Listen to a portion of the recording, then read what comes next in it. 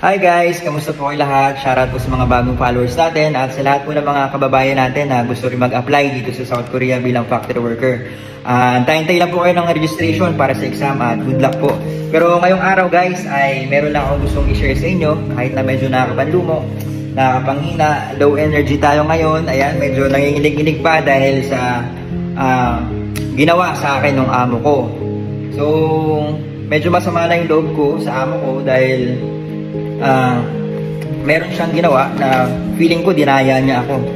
So, bago natin i-tackle yun guys, ay gusto ko lang po i-share sa inyo para po sa mga walang idea. So, ako po ay 5 years and 8 months na po ako dito sa Korea. At 2 buwan na lang po ay uuwi na po ako sa Pilipinas. So, sa 5 years and 10 months po na yan ay never po ako nagbakasyon. So, grabe. So, feeling ko sobrang burnout na yung katawan ko.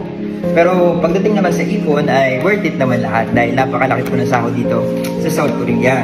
So yan na lang yung pampalakas ng loob at pambawi natin sa sama ng loob natin, di ba? So bago natin pag-usapan yung sama ng loob na yun guys, gusto ko lang muna i-share sa inyo. Dito guys sa South Korea ay napakaganda po ng mga benefits na pwede mong maiuwi after po ng contract nyo. So yung contract po talaga dito is 3 years. At pag gusto ka pa ng amo mo, bibigyan ka pa ulit ng 1 year and 10 months. So, total of 4 years and 10 months ka na magtatrabaho. At kapag gusto ka pa niya ng amo mo, gusto ka pa rin ng amo mo, magbabakasyon ka lang sa Pilipinas at babalik ka ulit, tawag po doon sincere. So, bibigyan ka ulit niya ng kontrata, 3 years, at pag gusto ka ulit, so another extension ng 1 year and 10 months. So, parang nagtrabaho ka dito sa Korea ng 9 years and 8 months. Diba? So, kung kaya nyo yung ganung kahaba, diba? So, kung malaki ang sahod, syempre, kaya natin pagtiisan yan para matupad natin yung mga pangarap natin, diba?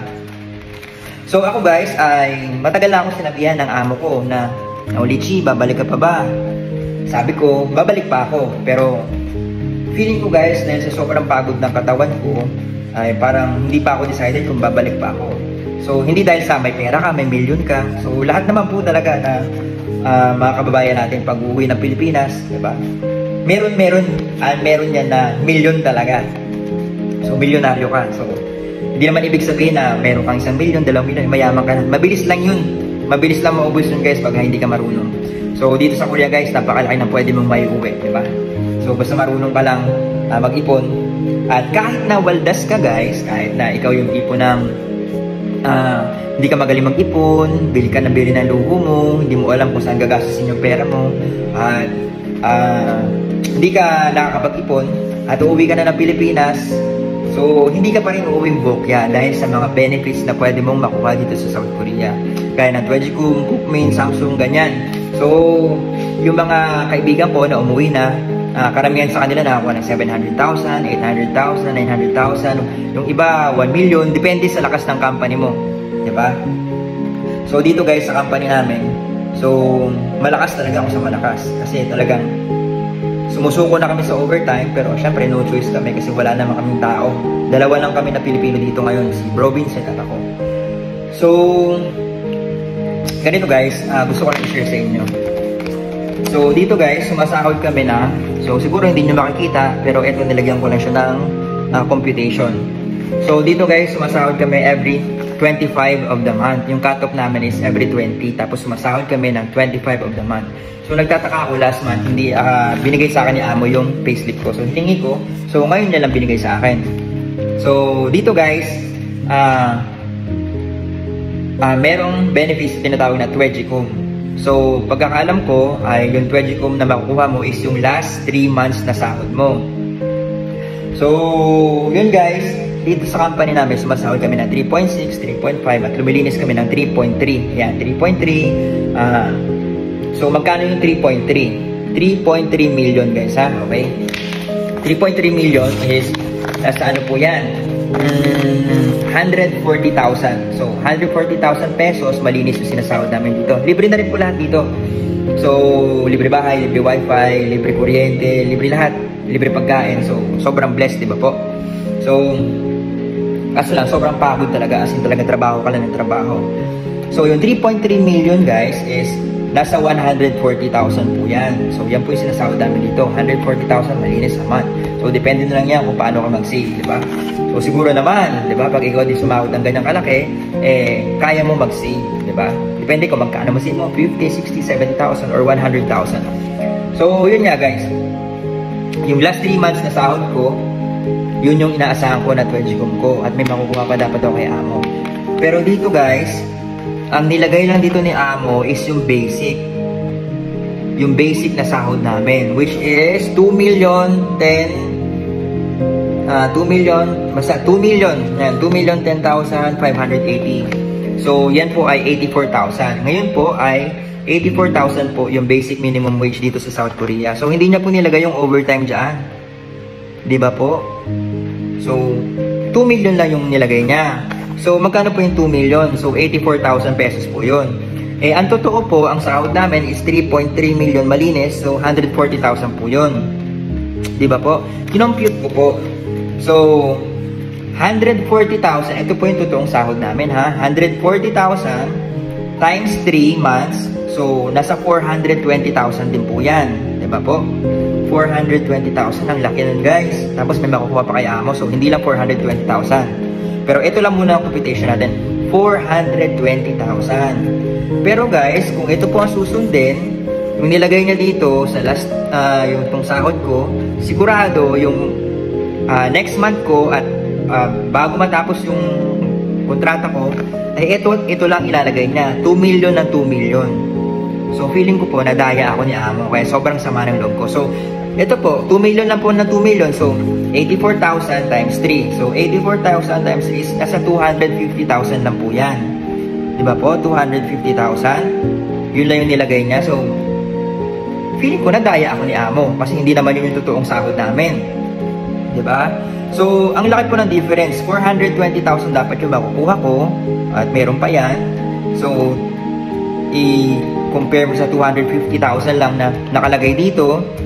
So, ang laki po ng diferensya, 170,000 din. Sayang din, di ba? 170,000. So, ayan po, medyo nakakapanlumo lang.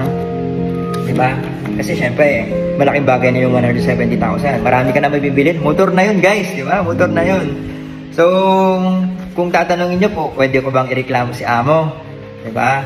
So, ako po, nilawakan ko na lang. Nabulat din ako, pero nilawakan ko yung pag-unawa ko at pag-intindi ko. Kasi mabait naman yung Amo ko. Pero hindi ko lang alam bakit niya ginawa ito. So, hindi ko alam. So, siguro kung ako bilang Amo, bibigyan ko talaga ng tama yung ano, kasi syempre nagsilbi siya sa akin. At masipag naman ako. Talagang ako lang inaasahan niya Amo dyan. So, kung magpapahanap siya ng tao, sa akin siya nagpapahanap. Diba? So, reklamo ko ba siya? Hindi na ako magre-reklamo, guys. Kasi, yung 170,000 na difference na yan, ano ba naman yan sa tinulong sa akin ng company? Diba? Naibili ko ng bahay sila mama, naibili ko ng sasakyan sila papa, may konti kaming dahil sa company na to. Diba? So, nilawakan ko na lang yung pag-unawa ko, syempre konting tampo, tinanong ko yung Amo ko, sabi ko, sadyang bakit ganito? Sabi, ganun lang siya. So, okay lang. Diba? So, yun lang guys. Gusto ko lang kayo maging aware na pwede rin mangyari sa inyo to. So, kayo mga OFW dito, mga kapwa ko EPS worker, so pwede rin palang gawin sa inyo ng Amo to. So, pero blessed pa rin tayo guys. Blessed pa rin tayo dahil sa malaking sahod.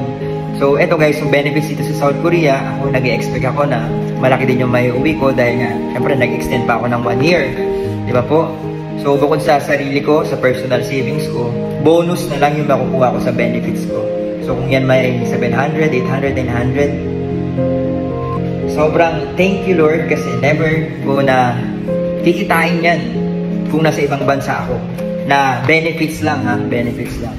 So, kung ikaw ay isang Pilipino na nagtatrabaho dito sa South Korea at kung makapagtrabaho ka dito ay ganyan kaganda yung pwedeng mangyari sa buhay mo. As in, life-changing talaga. Lalo na sa financial status na pwede mong ma-achieve. So ako guys, lagi po ako nagpa-vlog ng mga buhay-buhay dito. Yan. Yung mga experience ko mismo dito. So ayan po, hanggat may oras ako na pwede akong mag-share sa inyo ng mga information ay mag-vlog po ako, sasabihin ko sa inyo. So kahit pagod tayo minsan. So yan po, maraming salamat po sa lahat po ng mga sumusuporta sa atin at pauwi na ako ng Pilipinas. Sana kung ano mang gawin ko sa Pilipinas, baka supportahan nyo pa rin ako. At yan po, sa lahat po ng mga solid followers, baka magkita-kita tayo, magkaroon tayo ng grand eyeball, di ba? Sagot ko, syempre bilang pasasalamat sa mga suporta nyo at tulong nyo sa akin, di ba?